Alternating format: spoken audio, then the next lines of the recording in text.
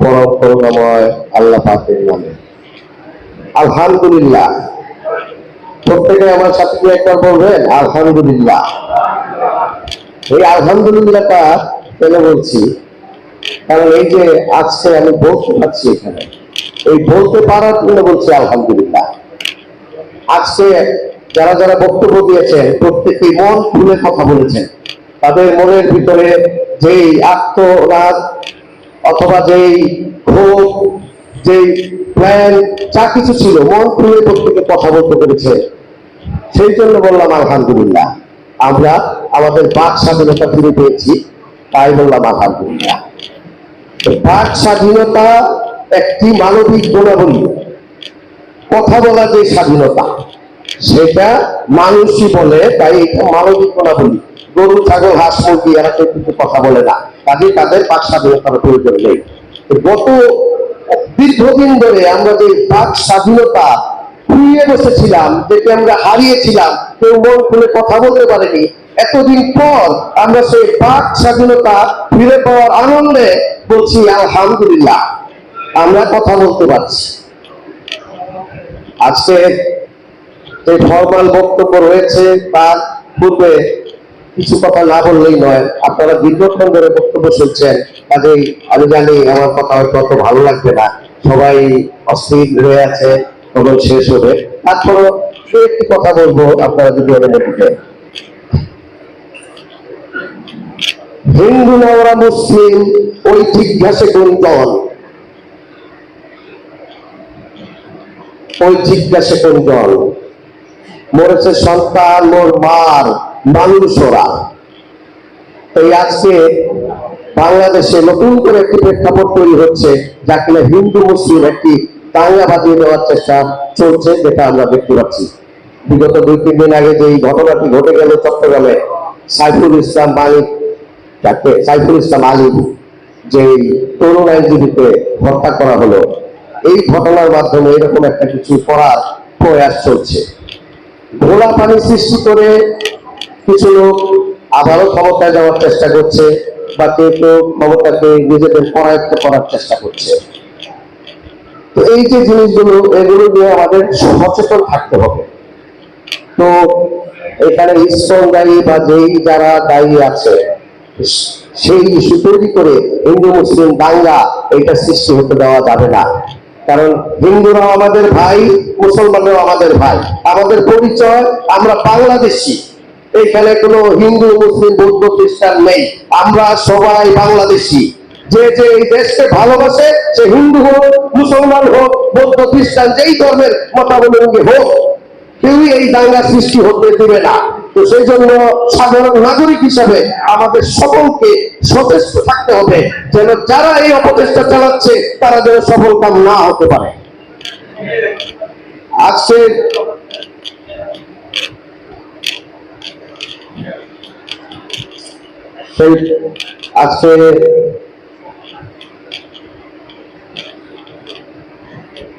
বিশ্বযুদ্ধে যখন হত্যা করা হয়েছিল, তখন কিন্তু কেউ হিন্দু মুসলিম দেখেনি। হিন্দুরা প্রতিবাদ করেছিল, মুসলমানরা প্রতিবাদ করেছিল। তো বিশ্বযুদ্ধের জন্য যদি মুসলমানরা প্রতিবাদ করতে পারে, আজকে আলিফের জন্য আমি চাইবো আমার হিন্দু ভাইরা মুসলমানদের আগে যেন তারা প্রতিবাদ করে। এইখানে যারা খুনি, তাদের পরিচয় হচ্ছে খুনি, তাদের কোনো ধর্ম নেই, তাদের কোনো ধর্মীয় বিশ্বাস নেই, তারা হচ্ছে খুনি। সে হিন্দু হোক, মুসলমান হোক, আমরা কখনোই তাদেরকে সাপোর্ট করি না। তো আমি বর্তমান সরকারের দায়িত্বে যারা রয়েছে তাদের কাছে অনুরোধ করবো, আপনারা সুন্দরভাবে বিষয়টি দমন করবেন, যেন সাধারণ মানুষ মাঠে নেমে আসতে না হয়। আমরা এর সুন্দর একটি বিচার দেখতে চাই, সেই বিচার দেখে মানুষের আত্মা শান্ত হয়, এবং হিন্দু ভাই, মুসলমান ভাই প্রত্যেককে মিলেমিশে এটার বিরুদ্ধে আমরা আজকে সচেষ্ট হতে হবে, যেন এই তাগাটা হতে না পারে, তারা যেন ঘোলা পানিতে মাছ শিকার করতে না পারে। যাই হোক, এখন আমাদের মূল অনুষ্ঠান সূচিতে আমি ফিরে যাব। আমাদের বাংলাদেশ জাগ্রত পার্টি, এখন আমি আনুষ্ঠানিকভাবে বাংলাদেশ জাগ্রত পার্টি আত্মপ্রকাশ ঘোষণা করছি। এই পর্যায়ে আমি বাংলাদেশ জাগ্রত পার্টির মহাসচিব হিসাবে দায়িত্ব নেওয়ার জন্য অনুরোধ করছি আমাদের ভাই বিশিষ্ট ব্যবসায়ী জনাব আবুল কালাম আজাদ। জনাব আবুল কালাম আজাদ, মহাসচিব, বাংলাদেশ জাগ্রত পার্টি।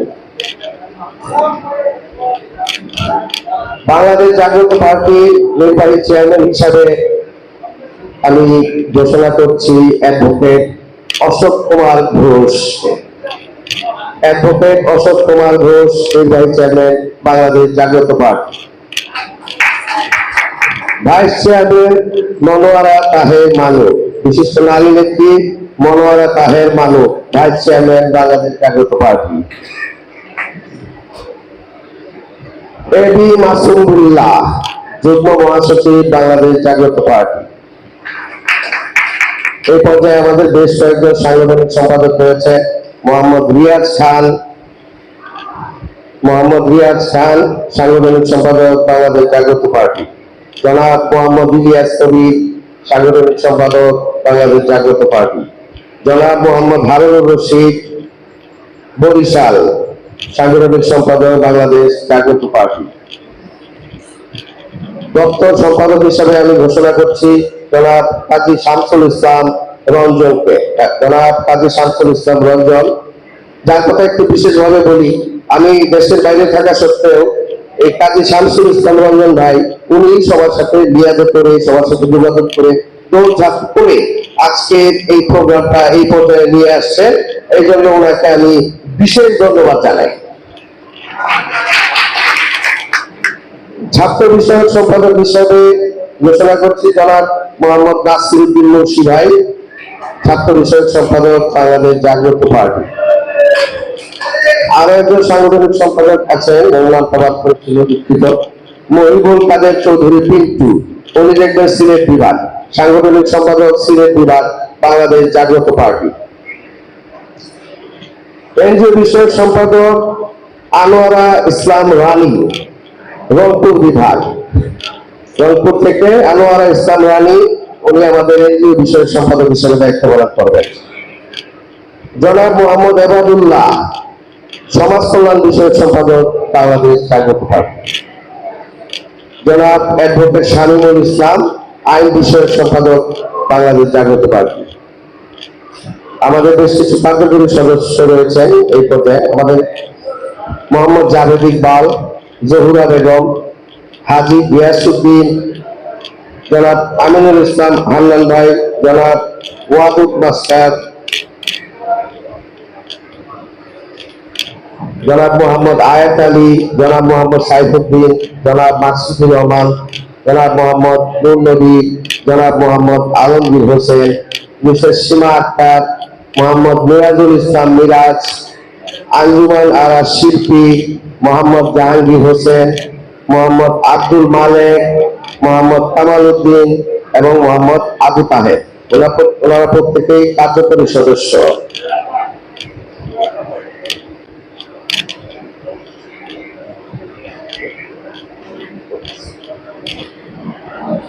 আমাদের কমিটিতে দুইজন উপদেষ্টা রয়েছেন। একজন শ্রম বিষয়ক উপদেষ্টা জনাব মোহাম্মদ ইসরাফিল খান, আমার পিতা মোহাম্মদ ইসরাফিল খান, শ্রম বিষয়ক উপদেষ্টা। ও আমাদের সাথে রয়েছেন সাংস্কৃতিক বিষয়ক উপদেষ্টা এইচ.এম. রাকিব, উনি সাংস্কৃতিক বিষয়ক উপদেষ্টা।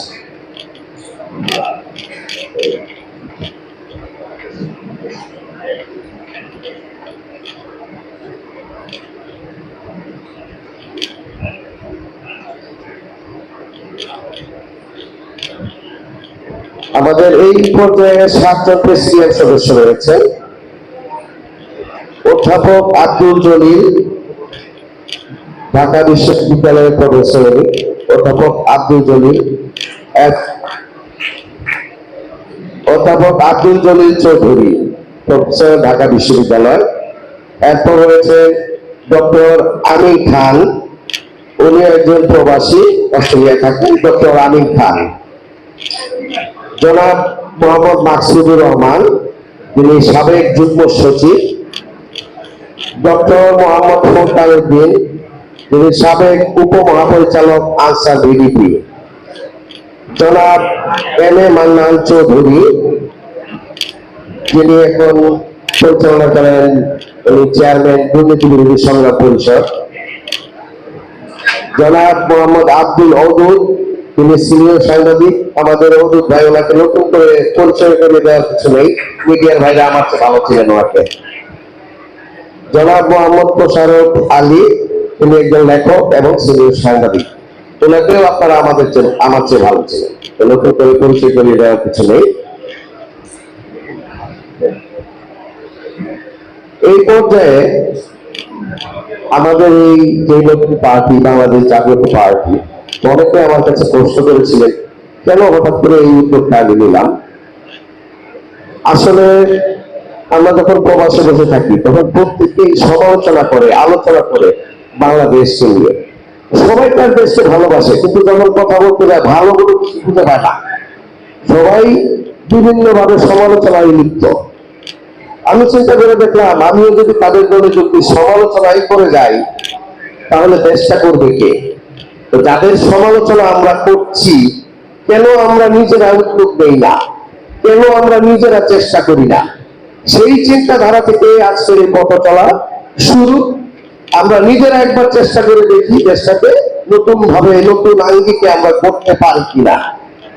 আমাদের এক ভাই প্রথমে বলে গিয়েছিলেন, পুরাতনদের ব্যর্থতায় নতুনের সৃষ্টি করে।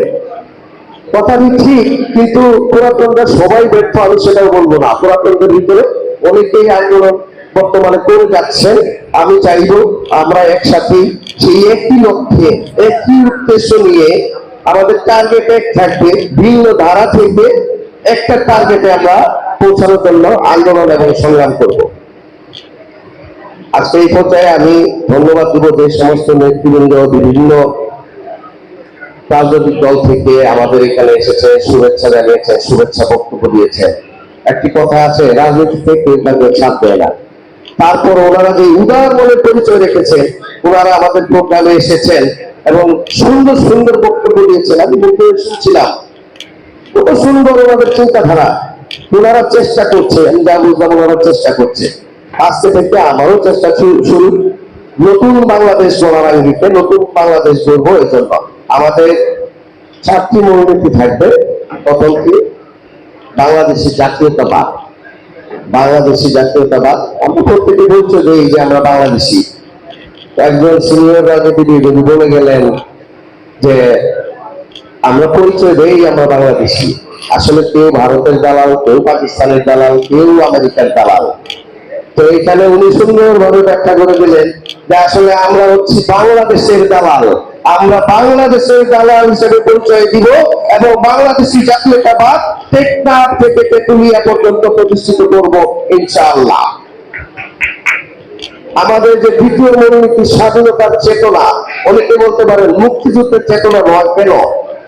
মুক্তিযুদ্ধ 1971 সালে হয়েছে। মুক্তিযুদ্ধে যে 30 লক্ষ শহীদ এবং 2 লক্ষ মা বোন তাদের সম্ভ্রম হারিয়েছেন, 30 লক্ষ শহীদ তাদের প্রাণ দিয়েছেন, তাদেরকে আমি শ্রদ্ধা ভরে স্মরণ করি। তাদের অবদান দেশ ও জাতি কোনোদিন ভুলতে পারবে না। তারা যদি তাদের প্রাণ না দিত, আজকে আমাদের এই বাংলাদেশ লাল সবুজের পতাকার বাংলাদেশ আমরা পেতাম না। মুক্তিযুদ্ধের চেতনা অবশ্যই সবার ভিতরে লালিত থাকবে, কিন্তু এটা মুখে প্রকাশ করে মুক্তিযুদ্ধের চেতনার নাম করে এই নাম ভাঙিয়ে কোন ধরনের ব্যবসা করা যাবে না। তাই আমাদের চেতনা হচ্ছে স্বাধীনতার চেতনা, কারণ স্বাধীনতা অর্জনের চেয়ে রক্ষা করা কঠিন। 1971 সালে মুক্তিযুদ্ধের মাধ্যমে আমাদের স্বাধীনতা অর্জিত হয়েছিল। এখন আমরা পাচ্ছি আমাদের এই স্বাধীনতা রক্ষা করতে? আমার মনে হয় পাচ্ছি না। আমরা প্রতি পদে পদে আমাদের স্বাধীনতা হারাচ্ছি। যখন আপনি কোনো কারো বিরুদ্ধে কথা বলতে যাবেন, তখন আপনার স্বাধীনতা থাকবে না। তার পক্ষে বললে ঠিক আছে, বিপক্ষে বললেই সে আপনার বিপক্ষে চলে যাবে।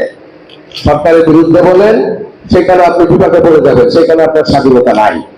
আজকে স্বাধীনভাবে একটি ব্যবসা পরিচালনা করতে যান, বিভিন্ন কাগজপত্র যেগুলো লাগে, লাইসেন্স লাগে, তা নিতে যাবেন, নিতে গিয়ে দেখবেন ওই জায়গায় আপনার স্বাধীনতা নাই।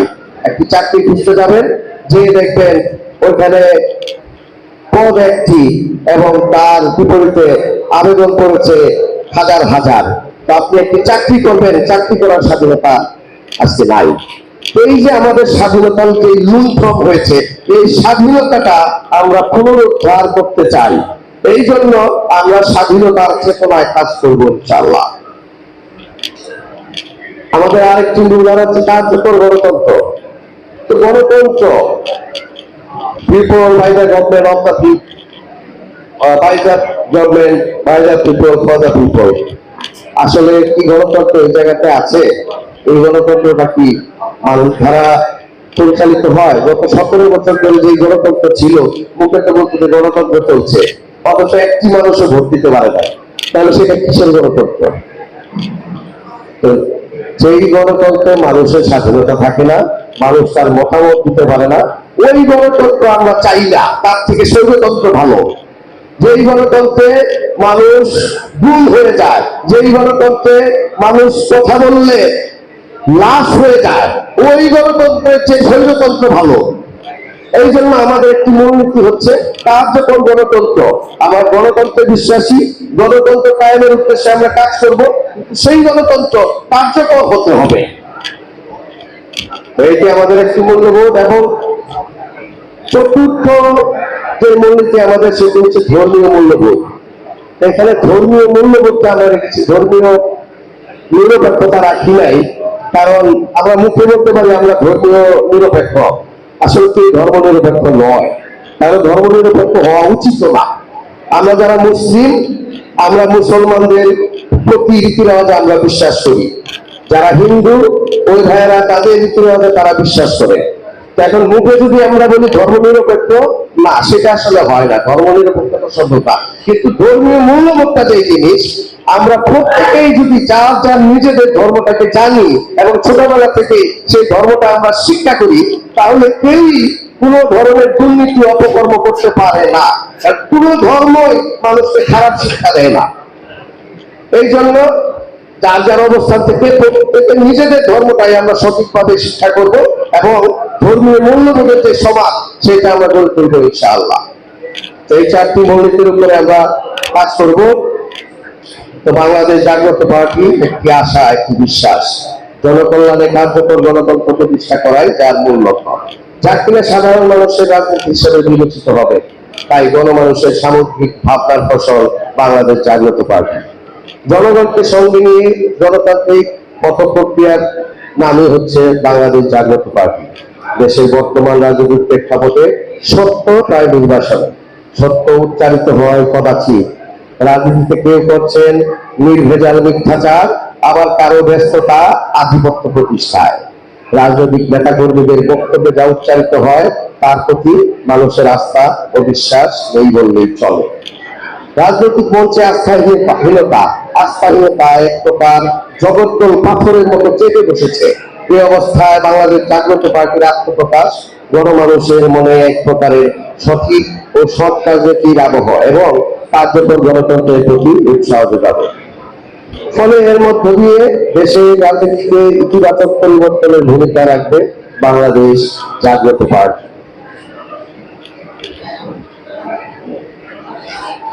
আজকে আমি আমার বক্তব্য শেষ করার আগে সকলকেই ধন্যবাদ